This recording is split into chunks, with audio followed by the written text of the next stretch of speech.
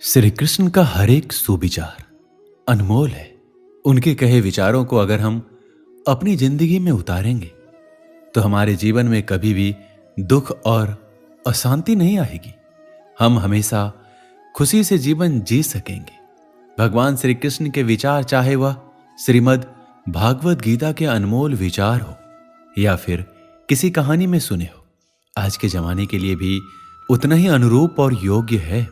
और इन विचारों को सुनना और उन पर अमल करना हमारे लिए और समाज के लिए बहुत ही फायदेमंद है। धरती पर महापापी कंस के अत्याचारों से लोगों को मुक्ति दिलवाने के लिए जन्मे भगवान श्री कृष्ण ने ना सिर्फ इस संसार को आपस में प्रेम करना सिखाया, बल्कि कई ऐसे प्रेरणादायक और अनमोल सीख भी दी, जिनको अगर हम सभी अपने जीवन में उतार लें तो निश्चय ही एक सफल और श्रेष्ठ जिंदगी जी सकते हैं। भगवान श्री कृष्ण ने श्रीमद् भागवत गीता के माध्यम से कहा है कि मनुष्य को अगर अपने जीवन में सफलता हासिल करनी है तो फल की इच्छा किए बिना कर्म करना चाहिए।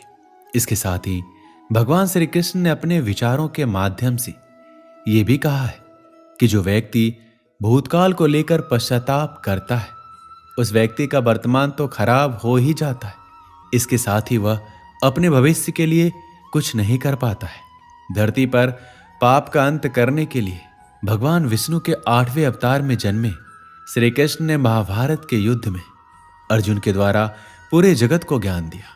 भगवान श्री कृष्ण ने अपने सर्वश्रेष्ठ सुविचारों के माध्यम से मनुष्य को बताया कि अपने अशांत मन को व्यक्ति अभ्यास के माध्यम से किस तरह अपने वश में कर सकता है, क्योंकि जो व्यक्ति अपने मन को काबू में नहीं करते उनके लिए वह दुश्मन की तरह काम करता है। इसके अलावा श्री कृष्ण ने उन व्यक्तियों को भी अपने विचारों के माध्यम से सीख दी है जो कि संसार में मौजूद हर चीज को संदेह की नजर से देखते हैं।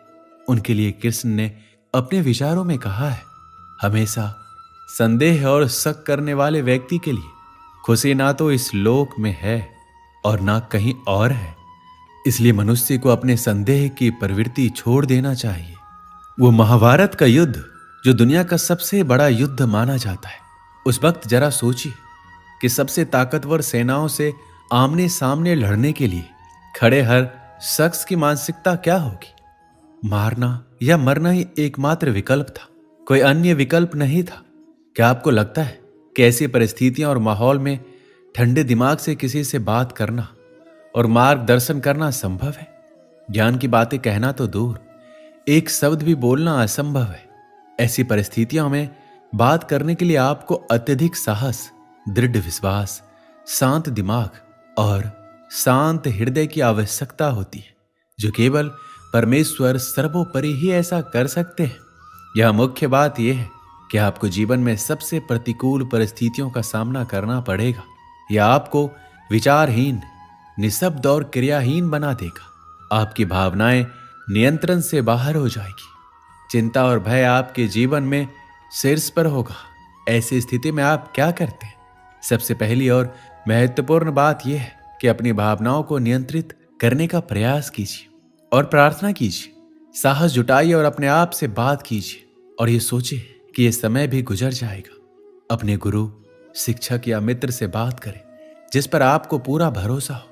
अर्जुन ने भगवान कृष्ण से मदद मांगी, उसी तरह किसी संकट में मदद मांगने में कभी शर्म या डर महसूस ना करें, लेकिन आपको पता होना चाहिए कि किससे मदद मांगनी है।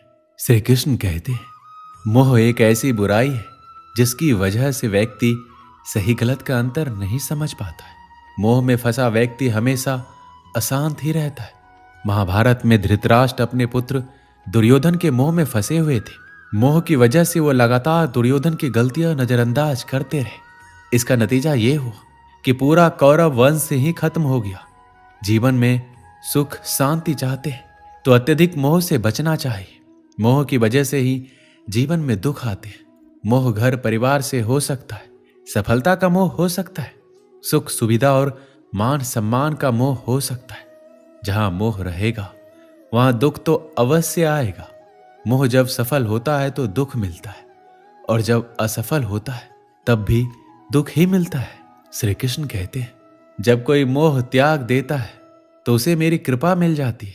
मोह रहित व्यक्ति परम आनंद प्राप्त करता है, इसलिए मोह का त्याग करना चाहिए और जो हमारे पास है उसी में संतुष्ट रहना चाहिए। ज्यादा पाने का मोह रहेगा तो दुख का बढ़ना तय है। जब कोई हमारे सुख दुख का कारण बन जाए तो हमें समझ लेना चाहिए कि हमने खुद ही उन्हें अपने दुख का कारण बनने के लिए आधार दिया है। कोई भी वस्तु, व्यक्ति या अवसर हमें तब तक दुखी या सुखी नहीं बना पाते जब तक हम उन वस्तुओं को, व्यक्तियों को या अवसरों को प्रभावित करने नहीं देते। यह भी एक सत्य है कि हमें दुख भी उन्हीं से होता है जिसे हम सबसे अधिक प्रेम करते हैं। क्यों बन जाती है? हम दूसरों को देखकर भी दुखी हो उठते हैं। उसके पास इतना कुछ है, हमारे पास क्यों नहीं? इन सब बातों के कारण हम अपने आप को दुखी कर बैठते हैं। जो कुछ हमारे पास है उससे हम संतुष्ट नहीं होते। हम बिना पंख के ही उड़ना चाहते हैं। हमारे दुखों का मूल कारण अज्ञानता, आसक्ति, अभाव है। जो व्यक्ति इन 3 कारणों पर विजय पा लेता है वह कभी दुखी नहीं होता है। भगवान ने जो कुछ दिया है उसी को भगवान का प्रसाद मानकर अगर वो संतुष्ट रहता है तो दुनिया का कोई भी शक्ति उस व्यक्ति को दुखी नहीं कर सकता। हमारे विचार ही तो हमें सुखी और दुखी बनाते हैं। दुखी व्यक्ति हमेशा तनावग्रस्त रहता है। दुखी व्यक्ति न जाने कितनी बीमारियों का शिकार हो जाता है। जिस व्यक्ति के विचार हमेशा उसके अनुकूल है वह कभी दुखी नहीं होता है, लेकिन प्रतिकूल विचारों वाला व्यक्ति हमेशा दुखी रहता है। दुखी व्यक्ति अपने दुखों का कारण किसी व्यक्ति, वस्तु को देता है। व्यक्ति अपने मित्र को भी शत्रु मान बैठता है। अगर कोई व्यक्ति दुख रूपी दलदल से बाहर निकलना चाहता है तो हमेशा ध्यान करना चाहिए। कभी ना बुरा देखे, ना बुरा सोचे, ना बुरा बोले तो वह ही दुख रूपी सागर से बाहर निकल सकता है। कई बार हमारा अधिक बोलना भी हमारे दुखों का कारण बन जाता है। हम बिना सोचे समझे किसी को कुछ भी कह देते हैं जिससे कि हमें बाद में पछताना पड़ता है और हम दुखी हो उठते हैं। इसलिए अगर हम सुखी रहना चाहते हैं तो हम अच्छा सोचें, अपने विचारों पर नियंत्रण रखें, कभी गुस्सा ना करें, तभी आप एक सुखी जीवन जी सकते हैं। श्री कृष्ण कहते हैं कि हर इंसान को अपने जीवन में हमेशा सत्य ही बोलना चाहिए, क्योंकि सच कभी ना कभी एक न एक दिन व्यक्ति के सामने आ ही जाता है।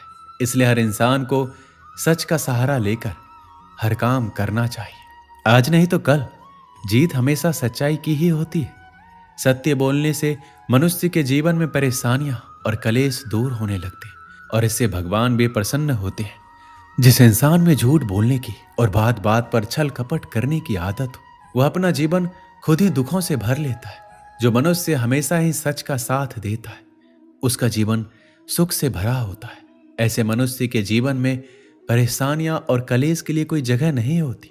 और जो व्यक्ति किसी पर गुस्सा नहीं करता वह किस्मत वाला होता है, क्योंकि क्रोध एक जाल है जिसमें फंसने के बाद मनुष्य को अपने पराए, अच्छे बुरे किसी का ख्याल नहीं रहता। इसलिए जो व्यक्ति हमेशा सत्य बोलता है उसे बात बात पर गुस्सा नहीं आता और अपने गुस्से पर भी नियंत्रण कर लेता है। एक बार की बात है, एक व्यक्ति अपने गुरु के पास आया और बोला, गुरुदेव, दुख से छूटने का कोई उपाय बताइए। शिष्य ने थोड़े शब्दों में बहुत ही बड़ा प्रश्न किया था।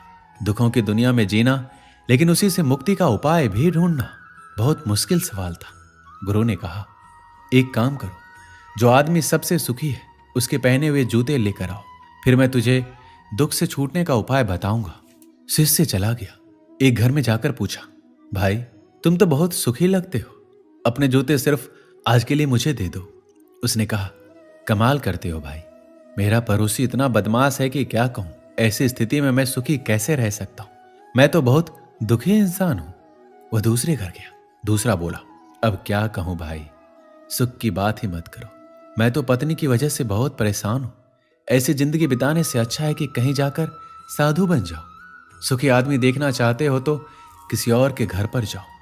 वह तीसरे के घर गया, चौथे के घर गया। किसी के पत्नी के पास गया तो वह पति को क्रूर बताती, पति के पास गया तो वह पत्नी को दोषी ठहराता, पिता के पास गया तो पुत्र को बदमाश कहता, पुत्र के पास गया तो पिता की वजह से खुद को दुखी बताता। सैकड़ों हजारों घरों के चक्कर लगाया। सुखी आदमी के जूते मिलना तो दूर, खुद के ही जूते घिस गए। शाम को वह गुरु के पास गया और बोला, मैं तो घूमते घूमते परेशान हो गया। ना तो कोई सुखी मिला और ना ही सुखी आदमी के जूते। गुरु ने पूछा, लोग क्यों दुखी हैं? उन्हें किस बात का दुख है? उसने कहा, किसी का पड़ोसी खराब है, कोई पत्नी से परेशान, कोई पति से दुखी तो कोई पुत्र से परेशान। आज हर आदमी दूसरे आदमी के कारण दुख भोग रहा है। गुरु ने बताया, सुख का सूत्र है दूसरों की ओर नहीं बल्कि अपनी ओर देखो, खुद में झांको, खुद की काबिलियत पर गौर करो। प्रतिस्पर्धा करनी है तो खुद से करो, दूसरों से नहीं। जीवन तुम्हारी यात्रा है, दूसरों को देखकर अपने रास्ते मत बदलो, खुद को सुनो, खुद को देखो, यही सुख का सूत्र है। शिष्य बोला, महाराज बात तो आपकी सत्य है, लेकिन यही आप मुझे सुबह भी बता सकते थे, फिर इतनी परिक्रमा क्यों करवाई? गुरु ने कहा, वत्स, सत्य कठिनता से प्राप्त होता है, वह सीधा नहीं पचता। अगर मैं ये बात सुबह बता देता तो ये बात तुम मानने से इनकार कर देते। जब स्वयं अनुभव कर लिया, सबकी परिक्रमा कर ली, सबके चक्कर लगा लिए, तो बात समझ में आ गई। अब ये बात तुम जीवन में कभी नहीं भूलोगे। दोस्तों, इस वीडियो में बस इतना ही। मिलते हैं अगली वीडियो में। अपना ख्याल रखिएगा। जय